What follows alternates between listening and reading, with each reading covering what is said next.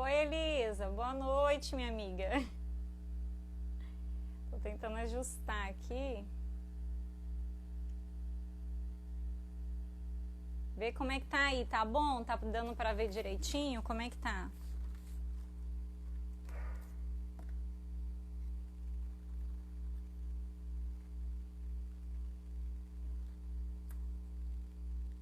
Você tá me ouvindo direitinho, Elisa?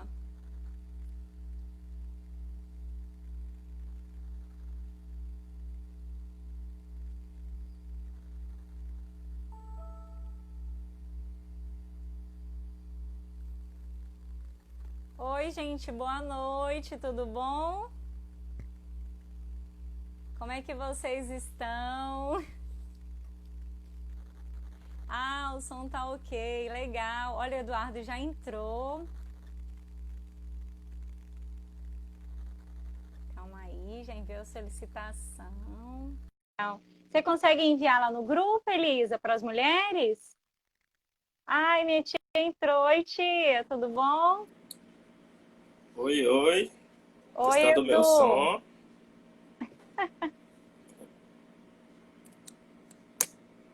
Você Enquadrar consegue baixar um aqui. pouquinho mais? Baixar um pouquinho mais? Sim.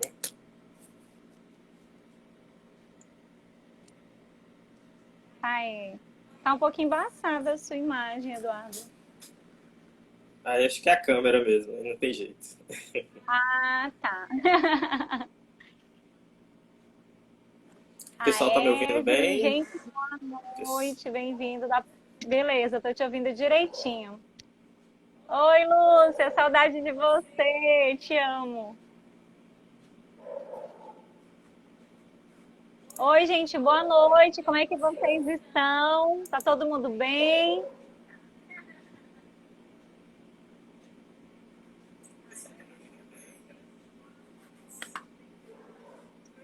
Eduardo, tá ouvindo direitinho? Eu tô te ouvindo bem.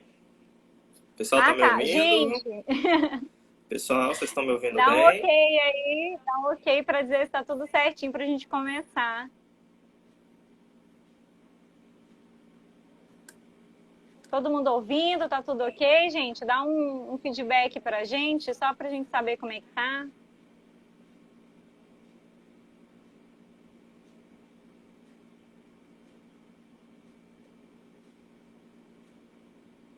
Sim, ah, tá tudo ok, ó. Certinho. Eduardo, você tá com fone? Tô com fone. Ah, tá, beleza. Ah, a Lúcia disse que tá bem. Gente, boa noite, sejam todos bem-vindos. Edu, obrigada por ter aceitado o convite. É, tive que pôr na minha Gente, agenda. a agenda do meu marido é muito cheia. Para quem não sabe, né? O Eduardo é meu marido e a agenda dele é muito cheia. E aí eu falei assim, vamos agendar, vamos programar para gravar essa live. Eu estou gravando do quarto e o Eduardo está gravando do escritório. Assim, gente, não corre risco de nenhum objeto voar durante a live.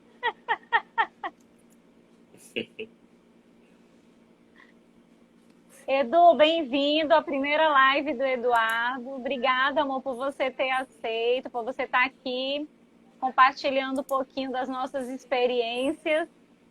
E hoje nós vamos falar um pouquinho sobre TAG, que é o transtorno de ansiedade generalizada. E nós vamos compartilhar com vocês a nossa história de vida, aquilo que nós temos passado, vivenciado nesses 2 anos de casado.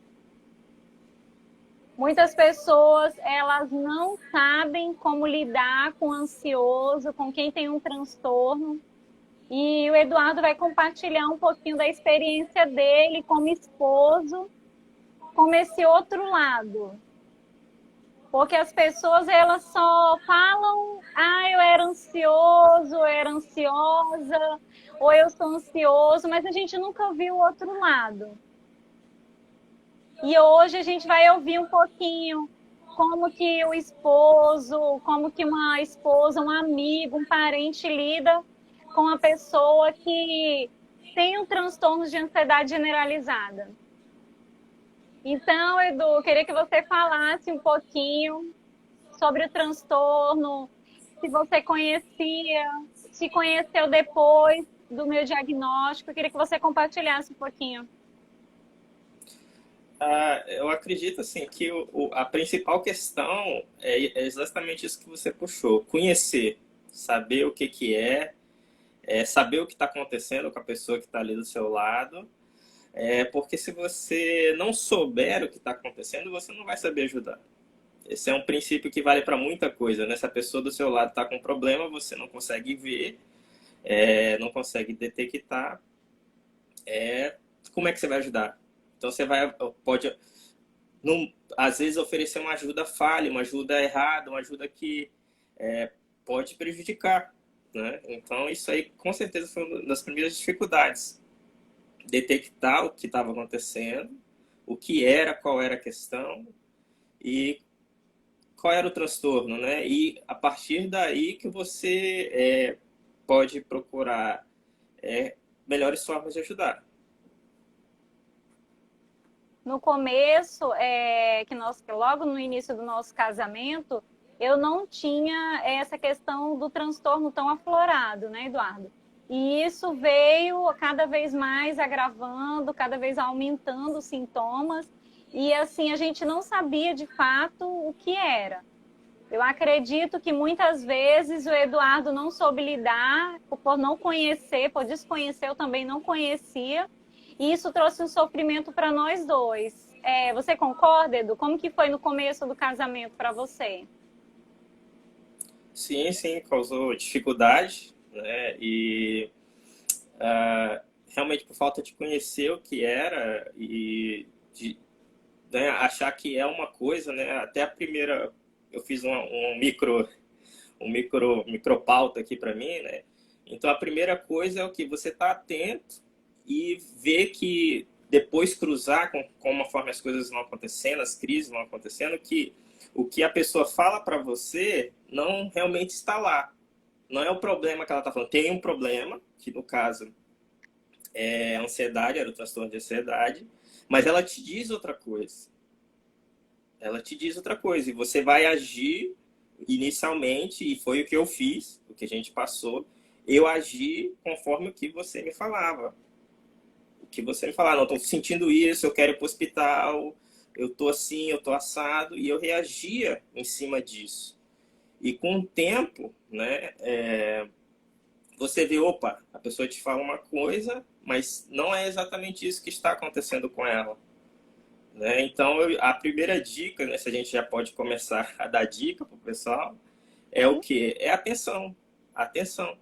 Né? Ficar atento à pessoa que está do seu lado, que está nessa situação, e ver, cruzar. Não, opa, ela está me falando isso, mas isso não é o que está acontecendo. Você está vendo uma dificuldade, você está vendo a pessoa em angústia, você está vendo a pessoa em sofrimento, mas não é exatamente aquele sofrimento que ela está descrevendo para você. Um alô aí pro seu Enildo, meu sogrão, Ao gente sogro, boa. ao sogra. Edu, outra coisa que eu queria que você compartilhasse também. Foi difícil para você no começo não saber o que estava acontecendo? E aí, assim, você via, né? Olha, eu estava ali falando que estava sentindo um infarto. Ah, eu vou infartar, né? Eu vou desmaiar. Eu estou sentindo formigamento. Você não saber lidar com isso. Como que foi, assim? Isso trazia uma angústia, uma tristeza para você? Com certeza. Você ouve a pessoa falar que está com um problema e você tenta ajudar naquele problema que ela está descrevendo para você, e a tua ajuda não traz melhora, não traz benefício. Isso também é uma dica, né? Que tá ali no escopo que a gente falou da atenção que você tem que estar para o que está acontecendo. Você vai tentar ajudar no que a pessoa está te falando, está descrevendo para você, e você dando a ajuda compatível com aquilo que a pessoa está falando para você, você não obtém resultado, você não obtém melhora, você não obtém uma solução. Então, no começo do nosso casamento, né, sem esse conhecimento, sem saber o que estava acontecendo, com certeza, foi difícil, foi complicado, foi desgastante, despendia tempo e Gasto. emocional mesmo, gastos, que não chegava a lugar nenhum, né, não saía do lugar. E no nosso caso, né, infelizmente, isso durou anos, né, passando por essa situação, tentando direcionar tudo que a gente podia e conversando às vezes com as pessoas também, amigos, pessoas próximas, e para tentar chegar nessa situação de reconhecer, não, o que realmente está acontecendo, o que a gente precisa fazer. E quando veio o diagnóstico, como que foi para você? Porque assim, algumas pessoas não conhecem a minha história, né? Mas eu tinha um problema intestinal. Eu fui para São Paulo para fazer o tratamento decorrente a essa bactéria que eu tinha no intestino e no estômago.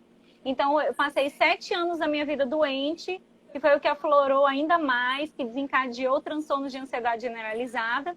E ao fazer esse tratamento em São Paulo, eu tive também o diagnóstico do TAG, né? Que é esse transtorno. Como que foi para você, Edu, quando você se deparou e falou assim, caraca, eu tenho uma esposa e ela tem um transtorno, e agora? Como que vai ser? Como que foi para você essa notícia? Porque veio uma confirmação. Como que foi para você nesse primeiro momento? Você, no caso sendo um problema psicológico, né, primeiro você acalma, opa, não é um negócio que eu vou resolver com remédio, com uma situação que eu vou Não é um resolver negócio do tão dia para o outro. sério. Então, assim, não, é questão mais de tempo mesmo. Né? Você fala, opa, ela precisa de um acompanhamento psicológico, e a partir daí a gente vai trabalhar. Mas para mim foi mais esse impacto de pensar, poxa, opa, não, a gente errou, a gente estava indo por uma direção errada, tudo que a gente fez em vão, né? Fez de graça, porque a gente não estava atingindo o que a gente precisava atingir. Né? Então, quando veio o diagnóstico, aí sim, não, aí vamos procurar psicóloga e fazer o tratamento direcionado. Legal. Gente, eu resolvi gravar essa live com meu esposo, porque como eu falei com vocês, existe um preconceito muito grande em relação ao transtorno de ansiedade, às pessoas depressivas, ao pânico. E muitas vezes a pessoa que mora, que convive, seja um pai, uma mãe, um filho, você não sabe como lidar. A gente fica pensando, será que realmente a pessoa está infartando? Será que realmente ela está com um problema de saúde? Será que é só uma tristeza, ou é depressão, ou é frescura? Muitas pessoas acreditam ser uma frescura. Eu ouvi muito isso, o Eduardo também. Ah, isso é frescura, isso é coisa da cabeça da Ju. E não era. Existia algo ali que estava disfuncional, que precisava ser tratado, né? Que precisava ser trabalhado. E a gente quer mostrar isso para vocês, o outro lado. A pessoa que convive, como que ela está lidando com isso. Hoje, particularmente, eu consigo falar disso de uma forma muito tranquila, porque foi algo que foi curado no meu coração e do meu esposo. Então, a gente consegue falar, a gente consegue pesquisar, estudar sobre os transtornos, sobre como a terapia ela pode ajudar e outros métodos também. Então, para a gente é muito tranquilo falar sobre isso, mas existem pessoas que têm esse tabu, que têm esse bloqueio ainda e não conseguem falar. Até em relação à terapia, né, Edu? A gente sabe que as pessoas ainda têm uma barreira com a terapia. Quando a gente, né, no começo, uns anos atrás, né, quando a gente teve, antes um pouco de descobrir, até descobrir, com certeza a gente ouvia coisas preconceituosas, né? E até um abraço aí para a Janete, que lembrou do preconceito, que falou que o Augusto também está ouvindo aí, o bate-papo. E um abraço também para o meu amigo Danilo, psicólogo, um amigão meu aí, gente boa.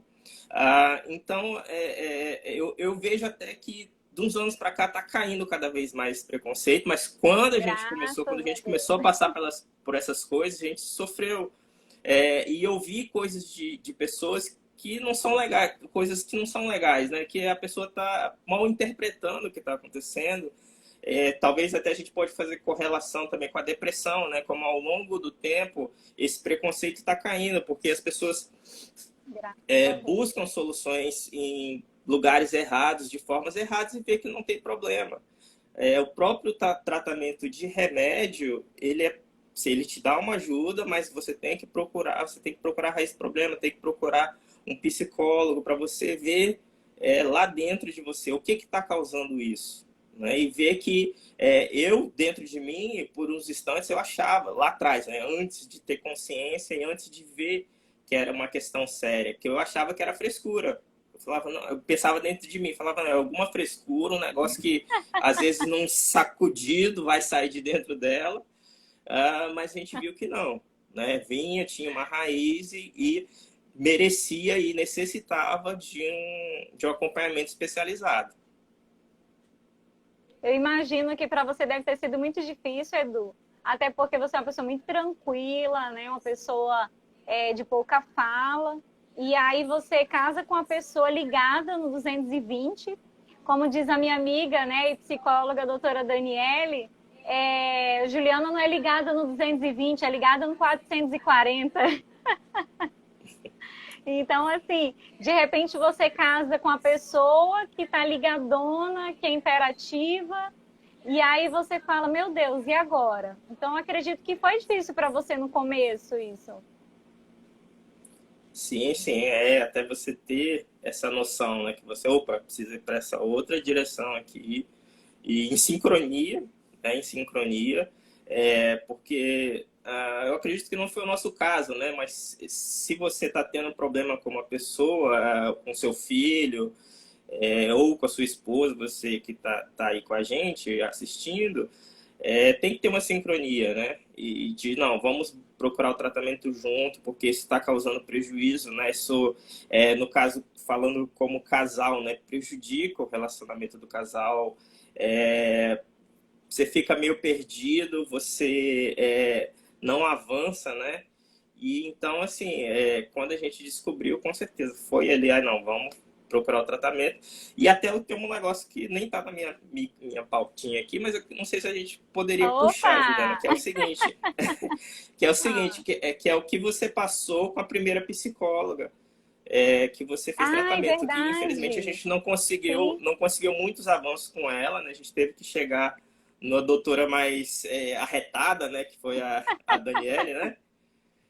A doutora mais arretada, que eu não sei, claro, a gente não é especialista na área, mas eu não sei se isso tem a ver também com a sua personalidade, né? Que a primeira psicóloga, ela era muito branda, né? Muito ali ouvinte, né? E a Juliana tem uma personalidade expansiva, né? E a própria doutora se perdia na sessão, né? Eu cheguei aí uma sessão com a Juliana, né? Não vamos falar Verdade, o gente, nome da eu doutora, lembrei. não interessa aqui. O Eduardo foi para a sessão, realmente. Eu cheguei aí na sessão e eu vi que a doutora deixava a coisa se perder. Por quê? Porque a Juliana, novamente, ela é uma pessoa expansiva e o papo da Juliana vai longe, e se deixar o negócio se perde, e essa doutora estava se perdendo. E a gente não conseguiu avanço, né, com essa primeira doutora, até que a gente chegou na doutora Daniele, né? Isso.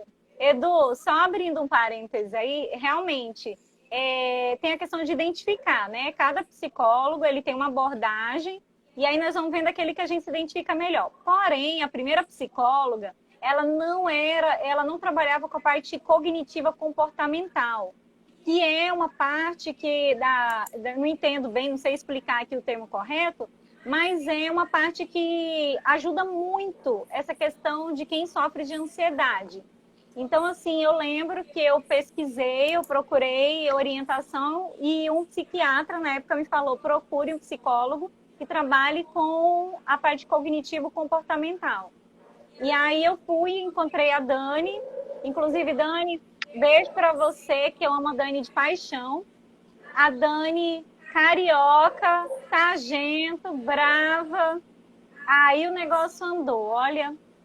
Ela conseguiu trabalhar algumas coisas, teoria do esquema, acho que é assim que fala. Então, se eu conseguir descobrir alguns gatilhos, algumas coisas, e começamos a trabalhar o meu dia a dia, coisas que eram gatilhos para ansiedade. E assim, me ajudou demais mesmo. Eu acho que quem pode falar isso é o Eduardo. O que você tem a dizer da evolução na terapia? Com certeza a gente viu uma melhora muito grande, né, com a doutora Daniele, né, com esse trabalho de esquemas dela, né. Eu lembro que eu também estive lá com ela, ela me explicou muita coisa sobre esquema, mas não vou me atrever a falar aqui para não falar besteira, né, não é a minha área.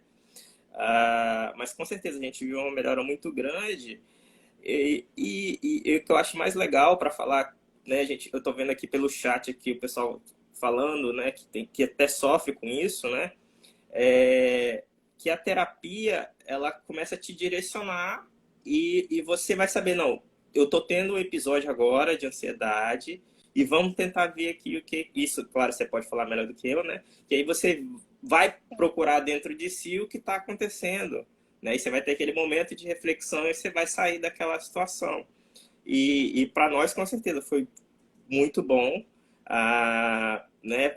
Você tendo menos episódios, cada vez menos episódios, e mesmo quando vinha um episódio, você sabendo se controlar e contornar e chegar ali, não, isso aqui é por causa disso, teve um gatilho assim. E hoje é interessante também aí, falando para o pessoal que sofre, né, que está ouvindo a gente, que está vendo a gente, que você, como eu diria,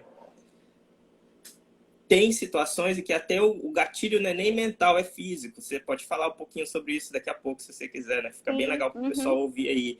Que às vezes a Juliana começa a sofrer episódios, não são nem gatilhos emocionais, psicológicos, são gatilhos físicos. E, por exemplo, eu não vou citar aqui, mas ela pode depois falar, exemplificar, que, não, está acontecendo isso, então a Juliana agora vai passar uns dias mais apertadinha, mais quietinha, né? Vai sofrer um pouquinho, mas às vezes é um gatilho físico.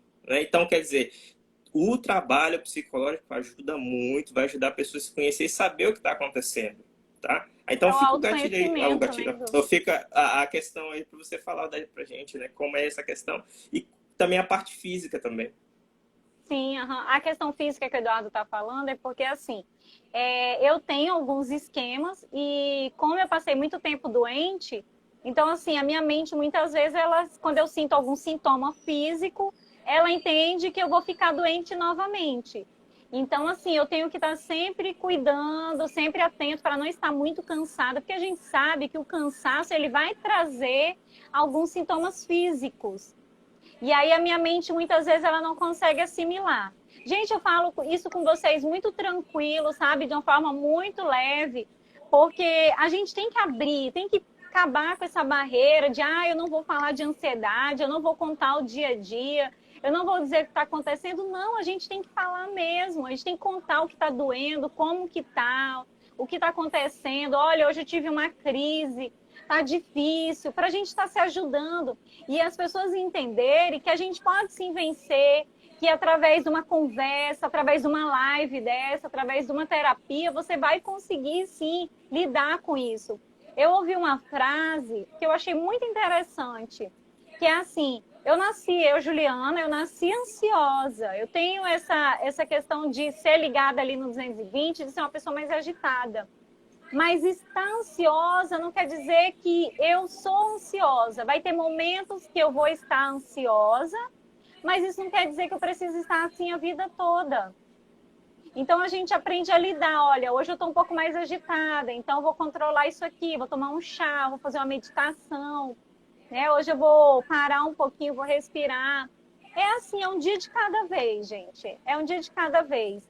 E essa questão que o Eduardo falou, do físico, é a minha questão, que afeta muito o cansaço, a agitação, traz uma ansiedade. Então, ele fica me observando.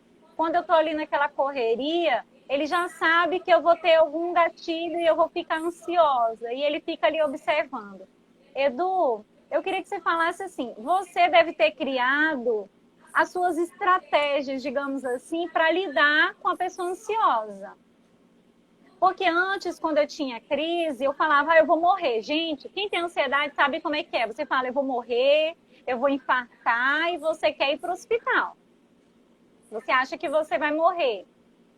E como que você, Eduardo, qual é a técnica? Eu queria que você falasse assim, qual é a técnica que você utiliza? Olha, hoje eu consigo fazer isso, eu consigo fazer aquilo, e a gente não chegar no extremo. Eu já sei, nós já conversamos sobre isso, mas eu gostaria que você compartilhasse. Vamos lá. É claro, gente, eu vou falar do que eu passei, né? Eu não tive tratamento psicológico. Se eu falar alguma coisa aí que não tá certo, né? Desculpa aí a galera da psicologia. Tranquilo. Então vamos lá. Eu acho que quando você, depois que você já sabe que tem o transtorno, que você já sabe quando é um episódio, no caso da Juliana, né, da minha esposa, eu sabia que tinha a ver com a saúde dela, quando ela começava a sentir dor, algum tipo de dor, né? Então, uma coisa que eu tentei é não encorajar aquele comportamento, né? No caso, era não ir para o Não hospital. Não, tentava reforçar, não dissuadir, reforçar não aquele reforçar, olha, padrão não de vai para o comportamento. hospital, porque eu sabia que ela ir no hospital e conversar com o médico, ela não ia nem tomar nada. Mas só de conversar com o médico ela ia melhorar. Mas, ele ia melhorar da ansiedade? Ia. Só que isso perpetuava as crises. Olha que Verdade. interessante. E Ela você ia ia estar para o fortalecendo. Se hospital. você levasse para o hospital, você ia fortalecer aquele esquema, né? Isso. A Juliana que ia comigo no carro para o hospital era uma, aí ia ser atendida pelo médico, e a Juliana que voltava era outra. Aí você falava, então a solução era levar ela para o hospital e pôr ela na frente de um médico? Não, porque isso só perpetuava o problema.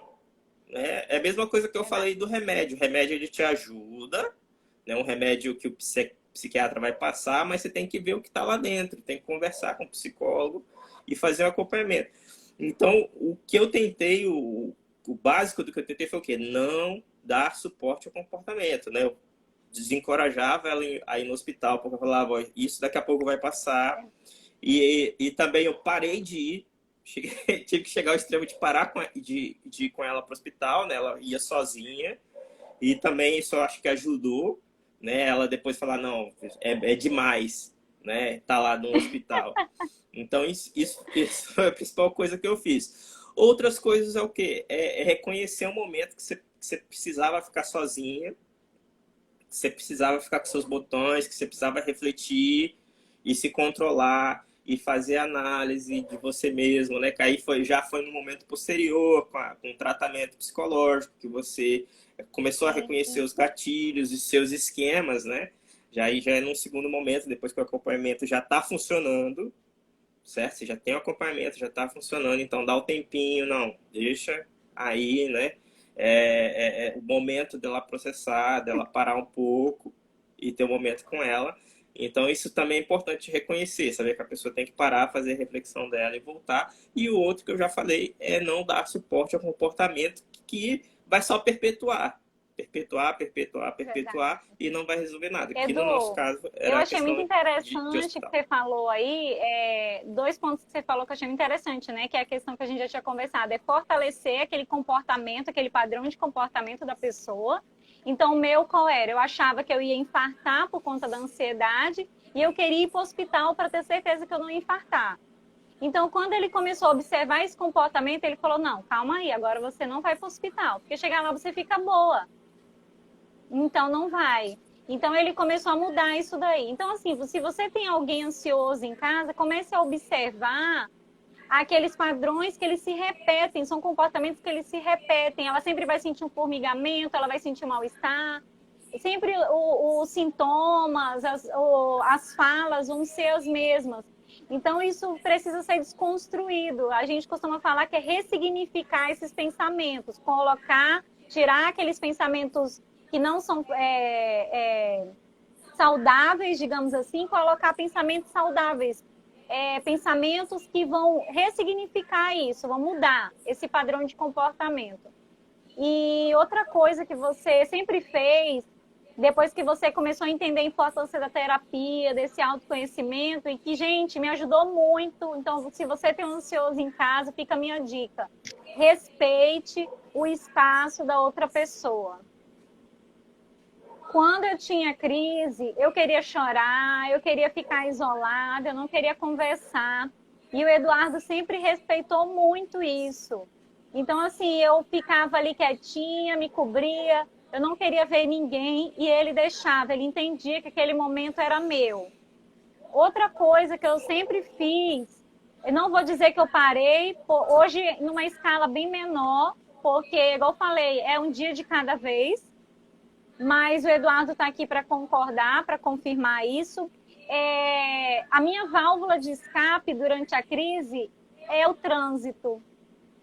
Muitas pessoas não entendem isso, porque falam, mas o trânsito ele é estressante, ele vai me deixar mais ansioso. Para mim, não. Quando eu entro no carro e que eu dirijo, é o momento que eu relaxo, porque eu amo dirigir. Quem me conhece sabe que eu amo dirigir. Então, assim, quando eu entro no carro e que eu dirijo, eu relaxo. E várias vezes eu estava numa crise, as pessoas não queriam deixar eu sair, não, é perigoso, né? Vai que ela bate o carro, mas não. Era o momento que eu entrava no carro e que eu saía e não parava em lugar nenhum. Às vezes só rodava na cidade mesmo e eu voltava para casa assim mais tranquila. Aquilo era a minha válvula de escape, porque eu fazia algo que eu gostava, que eu gosto, que é dirigir. E aí eu queria que você falasse sobre isso, né? Porque a gasolina é cara, né, Eduardo? Não, isso é uma parte que, é claro, eu não vou falar com autoridade psicológica, gente, por favor.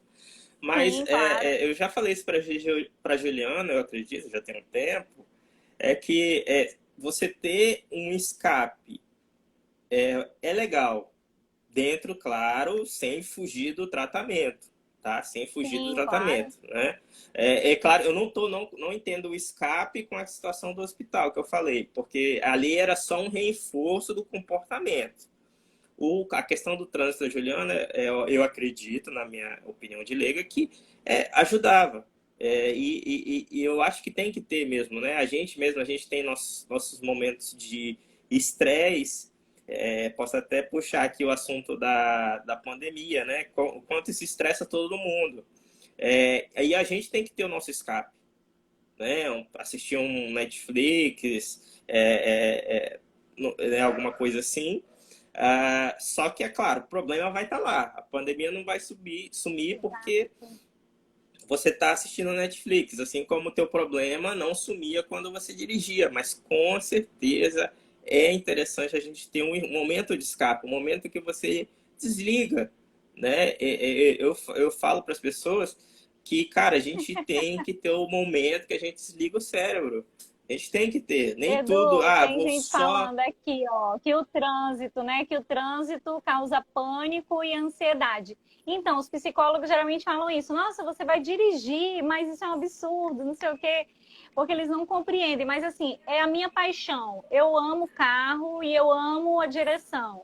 Sempre gostei desde criança. Então, para mim, é um momento de prazer, é um momento de alegria e é quando eu consigo relaxar.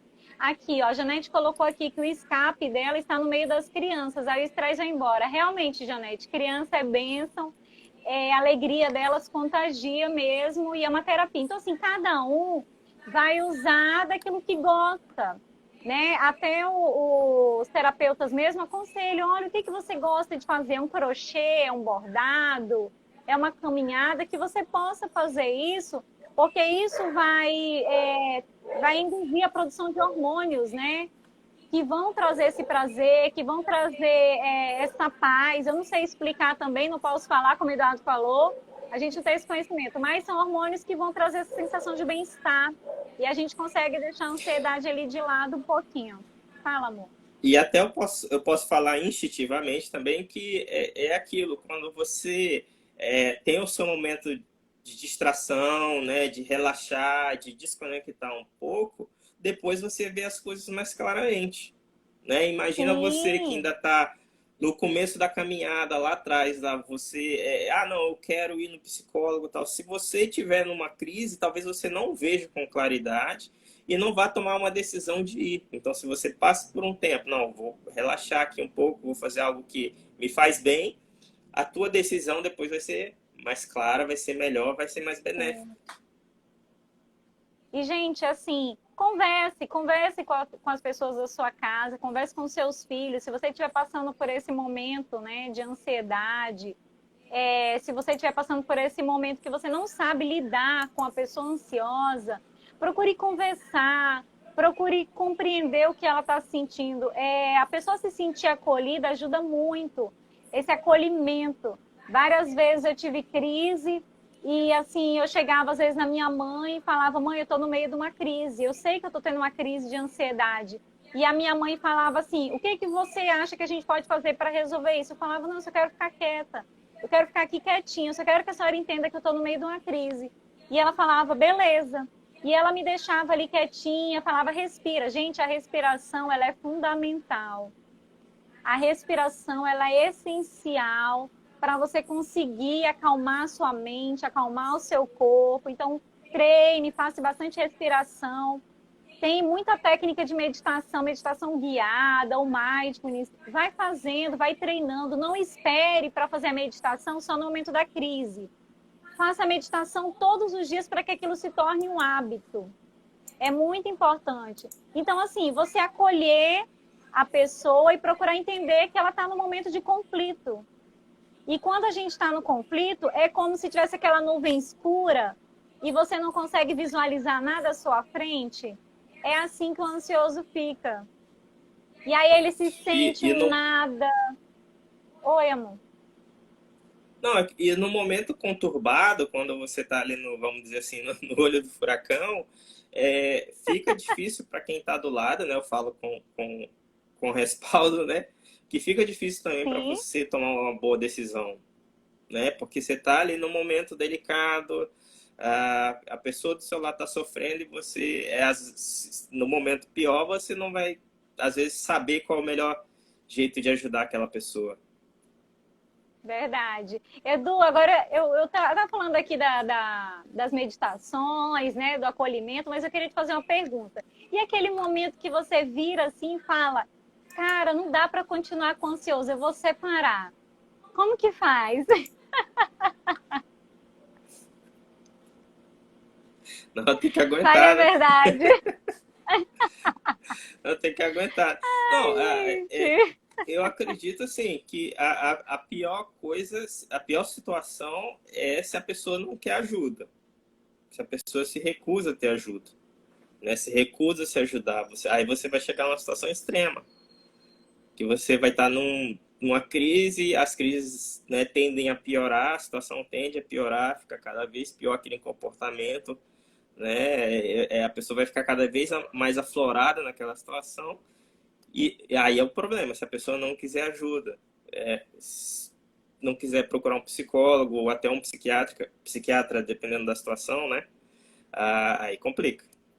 É E aí verdade. Gente, você não vai ter a eu queria solução, né? falar, em Edu, de uma situação mais extrema que eu acho que nós vivemos como casal, que foi quando eu fui para São Paulo fazer o tratamento. Eu tive um estresse muito grande lá, que gerou uma crise assim, absurda, que eu nunca imaginei que eu pudesse ter na minha vida. Eu não cheguei a ter um surto psicótico, como as pessoas costumam falar, mas se não estive, foi à beira ali, eu não sei explicar, porque eu não tenho, igual o Eduardo falou, eu não sou uma profissional da área. Mas, assim, eu fiquei uma semana, gente, sem dormir. O Eduardo lembra disso, foi uma semana sem dormir, assim, ligada mesmo no 220. Eu tinha a sensação de morte iminente o tempo todo. Foi uma semana sem dormir. E eu lembro que eu não queria, eu resisti muito a ir no psiquiatra, porque eu sempre falava, não, isso é para doido, eu não vou no psiquiatra. E eu cheguei, marquei a consulta, fui no psiquiatra, e assim que eu entrei, que ele fez as primeiras perguntas, ele falou, você tem o transtorno de ansiedade generalizada? Eu falei, sim, eu tenho. Ele falou, eu vou passar a medicação. Eu falei, eu não vou tomar. E aí foi outra luta, né, Eduardo, que nós enfrentamos, porque o Eduardo comprou o remédio, eu olhava a caixa todos os dias e a gente relutava. Eu não dormia, eu tinha crise, mas eu não queria tomar a medicação, porque aquilo para mim era o fim do poço. Tipo assim, lá o buraco, lá no fundo, e eu não vou tomar medicação. E para vocês terem ideia do extremo que eu cheguei, eu passei dias, né, Eduardo, indo para casa da minha sogra, dormindo, eu ficava lá ligada. Minha sogra fazia chá e fazia comida e orava. E assim, tentando me ajudar, porque eu não conseguia nem ficar em casa sozinha. Eu tinha um medo absurdo e eu não conseguia ficar em casa sozinha porque eu achava que eu ia morrer. E aí chegou o momento do confronto, que uma amiga minha, muito amiga, eu vou até citar o nome dela aqui, porque é uma pessoa assim que tem uma importância muito grande na minha vida, que é a Valdete, ela é psicóloga. E ela chegou, ela ligou para mim e falou: ou você toma essa medicação, reconhece que você está doente, ou eu vou mandar internar você. Aí eu liguei para o Eduardo chorando, acho que o Eduardo lembra, e eu falei: eu vou tomar medicação. E eu vou falar para vocês, eu fiz o tratamento por 6 meses com a medicação. Foi uma época maravilhosa, porque eu consegui diminuir aqueles sintomas. E a terapia foi fundamental, porque eu estava calma e eu consegui processar tudo aquilo que a psicóloga estava falando, porque eu estava tranquila e eu consegui assimilar tudo que ela estava falando. E o que mais me chocou foi que quando eu fui fazer o desmame, que eu procurei o psiquiatra, ele falou assim para mim: Ju, eu passei uma dosagem de criança para você. Eu nem cheguei a mexer na dosagem, para você entender o poder que a sua mente tem e como você precisava romper essa barreira que você tinha com a medicação. E aí eu falei: nossa, minha mente tem muito poder. E aí eu falei: agora eu vou investir na terapia. Diz, amor. É só essa questão, né, que você estava falando, né, que foi a ida para São Paulo, né, que no retorno foi o momento que o nosso casamento mais foi a pior crise do nosso casamento, né, porque lá em São Paulo, embora você não tenha ido a São Paulo por causa disso, né, mas a doutora te falou: olha, você precisa fazer o tratamento, e ela queria fazer o tratamento lá, né, e você se recusou, né, a fazer e voltou. Então, isso para mim foi um baque muito grande e foi o começo de uma crise terrível no nosso casamento. Né? Porque eu falei: opa, ela está recusando o tratamento. Ela está recusando o tratamento. E eu sabia que você precisava e que não tinha para onde correr. Né? Então, fica também aí, se a gente pode enumerar mais uma dica também, é o quê? Não, se você está sofrendo, você que não recusa o tratamento, e se você tem uma pessoa que está do seu lado, que está sofrendo, que você ajude ela a ter essa força, porque às vezes nem essa força ela vai ter, como eu passei com a Juliana. A gente, a Juliana, ela teve depois sozinha, depois da crise pipocando, o casamento, ela teve que tomar a decisão sozinha de procurar uma psicóloga. Aí que foi quando ela achou a doutora Daniela, né? Mais ou menos nessa época, que aí foi uma doutora que conseguiu com um tratamento mais de choque, né? Vamos dizer assim, ela conseguiu chegar na questão, e aí eu comecei a ver: opa, tá mudando, ela tá buscando, ela tá atrás, né? Mas a recusa do tratamento, ela é muito perigosa. É verdade. Eu, assim, se eu não tivesse naquele momento tomado a medicação, eu não seria, assim, não tenho como mensurar, né, o que poderia ter acontecido, não consigo visualizar isso, mas a medicação naquele momento foi importante e a terapia muito mais. E assim, gente, eu me apaixonei tanto pela terapia, tanto por todo o processo, que foi um dos motivos do projeto das Mulheres que Transformam, de eu, né, abraçar o projeto, de eu trazer esse projeto à tona, que é esse projeto de transformação. Porque eu acredito que, assim como eu fui transformada, outras vidas também podem ser transformadas. E aí surgiu o projeto das Mulheres que Transformam. O apoio da minha família foi fundamental, dos meus pais, dos meus irmãos, dos tios, amigos. Esse apoio familiar, ele é muito importante, você se sentir acolhida, você se sentir amada. Várias vezes, meu pai e a minha mãe viraram para mim e falaram: olha, reage, você é mais forte que isso, nós vamos vencer juntos. E isso para mim foi muito forte, porque eu sabia que era um momento muito difícil, ter que lidar com aquele turbilhão de emoções que eu estava sentindo, mas que eu tinha uma rede de apoio e que eu podia contar com essa rede de apoio. Isso para mim foi muito importante.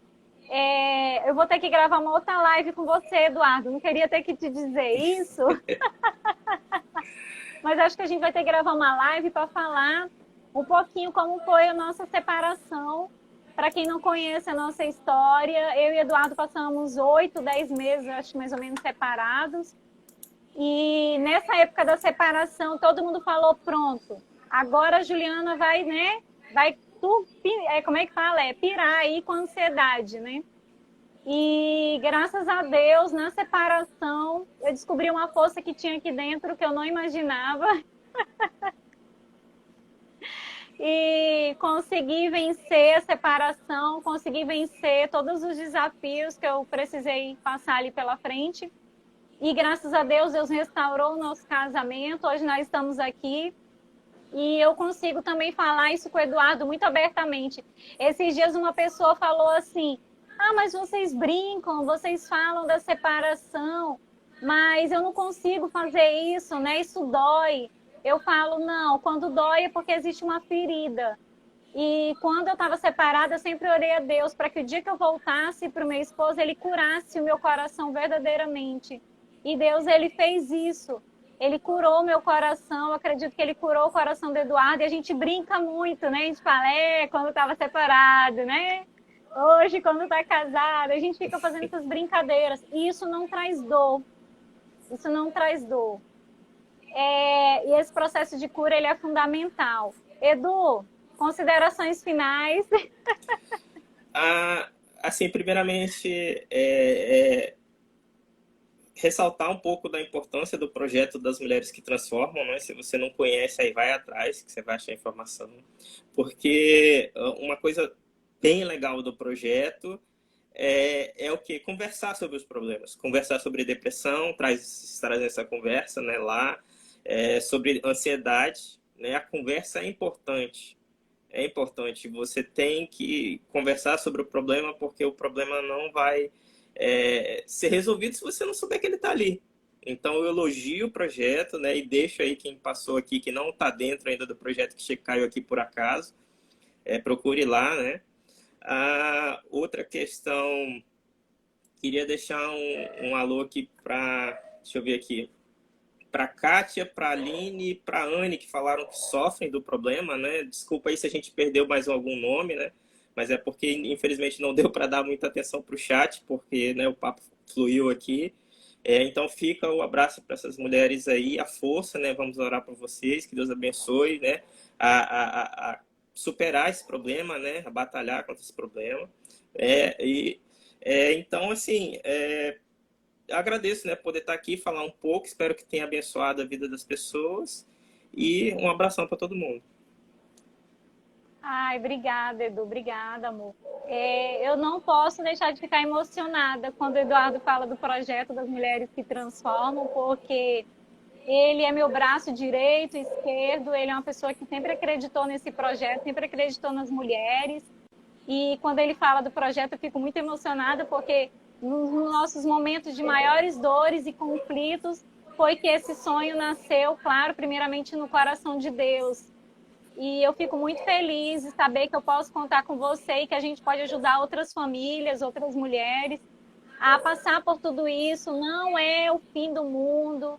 Você vai vencer, você vai conseguir. É um dia de cada vez e nós vamos vencendo juntos. Nós estamos aqui com essa rede de apoio para vencer juntos.